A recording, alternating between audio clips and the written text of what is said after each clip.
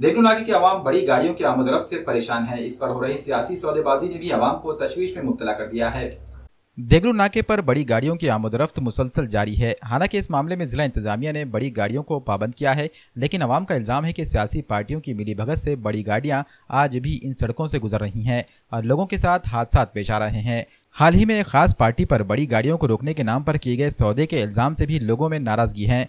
देगलू नाके के लोगों का मानना है कि जिला इंतजामिया इस मामले को संजीदगी से लें और बड़ी गाड़ियों की आमदरफ्त पर रोक को सख्ती से नाफिज करें। सिर्फ बोर्ड नस्ब कर देने से अहकामात का निफाज नहीं हो पा रहा है। सियासी लीडरों की पुष्टपनाही से बड़ी गाड़ियां खुलेआम जिला इंतजामिया के अहकामात की खिलाफ वर्जी कर रही हैं।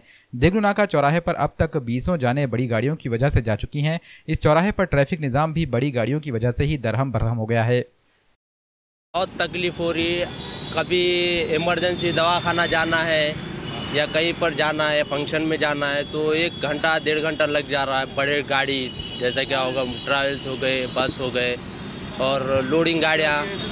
ये प्रशासन खास तौर से इस पर तवज्जो देना चाहिए, ध्यान देना चाहिए। ये गाड़ियाँ यहाँ पर नहीं आना चाहिए। सुबह 9 बजे से 6 बजे तक के ट्रैफिक बंद होना चाहिए। ये लोकल जो गाड़ी है, 2 व्हीलर 4 व्हीलर, लेडीज़ हो गए, जेंट्स, जैसा ये बच्चे कच्चे बूढ़े, इनके स्कूल के, तो ये इनको बहुत तकलीफ हो रही है। अरे ये लग्जरिया और कैसे आ रही है? यहाँ पे एक पुलिस वाला नहीं है, यहाँ घोड़े वाला। हाँ, परेशानी, बच्चे स्कूलों को आ रहे जा रहे, जो है कि ट्रैफिक हो रही, हमको प्रॉब्लम हो रहा, कुछ काम रहा तो ऐसा करना हम लोग यहाँ हमारे लिए कुछ तो भी इंतज़ाम करो। यहाँ पे तकलीफ हो जा रही हमको। यहाँ ये देगलू नाका अल्पसंख्यक बस्ती का एरिया है, जहाँ पे मुस्लिम बहुल एरिया है।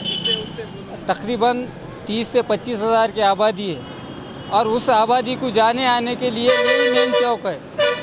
और इस चौक से यहाँ पे प्रशासन ने जड़ वाहना सख्त मनाई है बोल के बोर्ड लगाए वाला है, लेकिन उसकी अवहेलना खुद प्रशासन कर रहा। अभी देखो, जो गाड़ियाँ चालू है, जड़ वाहन चालू है और वहाँ पे बोर्ड है।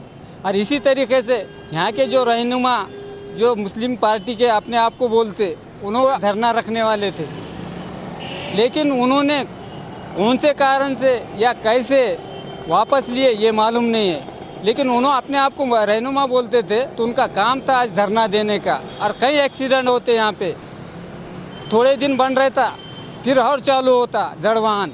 और इसके बाद यहाँ से एम्बुलेंस जाने के लिए, हर चीज़ के लिए बहुत मुश्किल है। पैदल जाना तो मुश्किल ही मुश्किल है।